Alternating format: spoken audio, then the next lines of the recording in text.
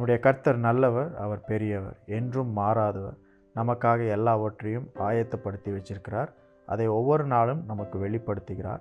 இன்றைக்கும் அப்படிப்பட்ட ஒரு வெளிப்பாட்டின் நாளை ஆண்டவர் நம்மளுக்கு கொடுத்திருக்கிறார். அவர் உங்களுக்காய் ஆயத்தப்படுத்தி இருக்கிற காரியங்களை பார்க்கும்படிக்கு தேவன் உங்களுக்கு ஜீவனையும் நல்ல வாழ்க்கையும் ஆசீர்வாதத்தையும் கொடுத்திருக்கிறார். அதற்காக அவருக்கு நன்றி செலுத்துங்க. கலாத்தியர் 2ஆம் அதிகாரம் 20வது வசனத்தில் நம்ம இப்படி படிக்கிறோம். கிறிஸ்துவுடனே கூட சிலுவையில் அறையப்பட்டேன், ஆயினும் பிழைத்திருக்கிறேன். இனி நான் அல்ல, கிறிஸ்துவே எனக்குள் பிழைத்திருக்கிறார். நான் இப்பொழுது மாம்சத்தில் பிழைத்திருக்கிறதோ, என்னில் அன்பு கூர்ந்து எனக்காக தம்மைத்தாமே ஒப்பு கொடுத்த தேவனுடைய குமாரனை பற்றும் விசுவாசத்தினாலே பிழைத்திருக்கிறேன். Have you misplaced anything? எதையாவது நீங்கள் இடம் மாற்றி வச்சுட்டு அதை தேடி இருக்கிறீங்களா?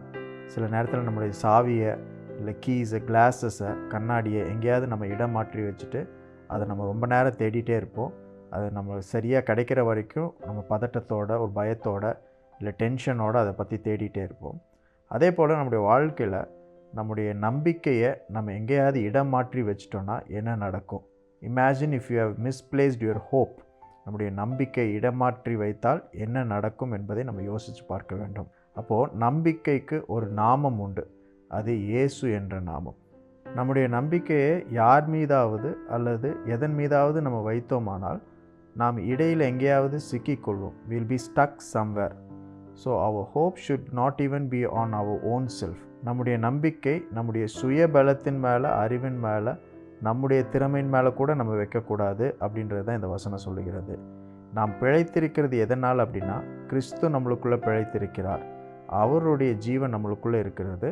அதனால தான் நாமே பிழைத்திருக்கிறோம். அப்போது நம்முடைய நம்பிக்கை எல்லாவற்றையும் அந்த கிறிஸ்துவின் மேலே நம்ம வைக்கணும் அப்படின்றத அந்த வசனம் சொல்லுகிறது. இனி நான் அல்ல, கிறிஸ்துவே எனக்குள் பிழைத்திருக்கிறார். அப்போ ஒவ்வொரு நாளும் நம்முடைய நம்பிக்கையெல்லாம் இயேசுவின் மேலே, கிறிஸ்துவின் மேலே நம்ம வைக்கும் பொழுது அவர் என்னென்ன காரியங்களை, திட்டங்களை நம்மளுக்காக வகுத்திருக்கிறாரோ அதை எல்லாவற்றையும் நிறைவேற்ற அவர் வல்லவராக இருக்கிறார். அது நம்முடைய வாழ்க்கையில் நிறைவேறும். நம்முடைய பலத்தில் நம்ம எதையும் சாதிக்க முடியாது என்பதை நம்ம புரிந்து கொள்ள வேண்டும். நாம் பிழைத்திருக்கிறதுக்கு காரணமே கிறிஸ்து தான். இந்த வசனத்திலிருந்து ஒரு 3 காரியங்களை உங்களுக்கு நான் சொல்லுகிறேன்.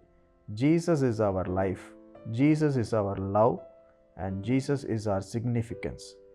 இயேசு நம்முடைய ஜீவன், இயேசு நம்முடைய அன்பு, இயேசு தான் நம்முடைய வாழ்க்கையில் முக்கியத்துவமாக இருக்கிறார். இயேசு தான் நம்முடைய வாழ்க்கையில் நம்பிக்கையாக இருக்கிறார். Jesus is our hope. இப்போ பாருங்கள், நம்ம ஏன் பிழைத்திருக்கிறோம் அப்படின்னா, நம்ம பெற்றுக்கொண்ட ஜீவன் ஏதோ நம்மளுடைய உழைப்புனால், நம்முடைய சாப்பிடுகிற சாப்பாட்டினால், மருந்துனால் நம்ம பிழைத்திருக்கல. இயேசு கிறிஸ்து அவருடைய ஜீவனை நம்மளுக்குள்ளே வச்சிருக்கிறார். நாம் கிறிஸ்துவுடனே கூட சிலுவையில் அறையப்பட்டாலும் கூட இன்றைக்கும் பிழைத்திருப்பதற்கு காரணம் அவர் நமக்குள்ளே வைத்திருக்கிற அவருடைய ஜீவன். கிறிஸ்து எனக்குள் பிழைத்திருக்கிறார், ஆகவே நீங்களும் நானும் பிழைத்திருக்கிறோம் அப்படின்னு இந்த வசனம் சொல்லுகிறது. 2வது, ஜீசஸ் இஸ் அவர் லவ், அவருடைய அன்பு. நம்ம பிழைத்திருக்கிறதுக்கு காரணம் என்னென்னா, நம்ம அன்பு கூர்ந்து நமக்காக தம்மை தாமே ஒப்பு கொடுத்த தேவ குமாரனை பற்றும் விசுவாசத்தினால பிழைத்திருக்கிறோம். நமக்காக தம்முடைய ஜீவனை கொடுத்து அவருடைய அன்பை நமக்கு காட்டினதுனால அவருடைய அன்பு நிமித்தமாக நாம் பிழைத்திருக்கிறோம். 3வது காரியம், ஜீசஸ் இஸ் அவர் சிக்னிஃபிகன்ஸ். இயேசு நம்முடைய முக்கியத்துவமாக இருக்கிறார். நம்முடைய வாழ்க்கையில் எது முக்கியமாக இருக்கிறதோ இல்லையோ, இயேசு கிறிஸ்து முக்கியமானவர் என்பதை நம்ம புரிந்து கொண்டு அதன் மேலே நம்முடைய நம்பிக்கையை வைத்து நாம் வாழ வேண்டும். ஆகவே நாம் இன்றைக்கு பிழைத்திருப்பதற்கு காரணம் நம்முடைய வாழ்க்கையில் இயேசு கிறிஸ்து முக்கியத்துவமாக இருக்கிறார். அப்போது ஒவ்வொரு நாளும் நமக்கு நம்பிக்கை என்பதற்கு ஒரு நாமம் கொடுக்கப்பட்டிருக்கிறது. அதுதான் இயேசு என்ற நாமம். இன்றைக்கும் அந்த இயேசு என்ற நாமம் உங்களுக்கும் எனக்கும் இருக்கிறது. அது வெறும் பெயர் மட்டுமல்ல, அது நம்முடைய வாழ்க்கையினுடைய நம்பிக்கையாக இருக்கிறது.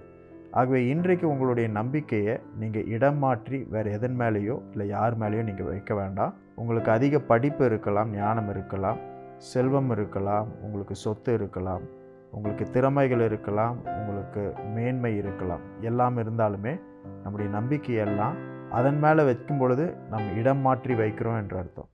ஆனால் நம்பிக்கையெல்லாம் இயேசு கிறிஸ்து மேலே வைக்கும் பொழுது நாம் நம்மை சார்ந்து வாழாமல் தேவனுடைய பலத்தை சார்ந்து வாழ்கிறோம் அப்படின்றதற்கு அடையாளமாக இருக்கும்.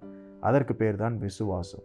ஸோ இன்றைக்கும் அப்படிப்பட்ட நம்பிக்கையை தேவன் மேலே வைப்பதற்கு நீங்கள் தேவனுடைய ஜீவனை பெற்றிருக்கிறீர்கள், அவருடைய அன்பை பெற்றிருக்கிறீங்க. தேவனுடைய முக்கியத்துவத்தை நீங்கள் பெற்றிருக்கிறீங்க. இன்றைக்கும் அப்படிப்பட்ட ஒரு நம்பிக்கை நிறைந்த நாளை ஆண்டவர் உங்களுக்கு கொடுத்திருக்கிறார். உங்கள் விசுவாசத்தினுடைய பலனை பார்ப்பதற்கு இந்த நாள் தேவன் உங்களுக்கு கொடுத்திருக்கிறார். அதற்காக நன்றி செலுத்துங்க. God bless you all.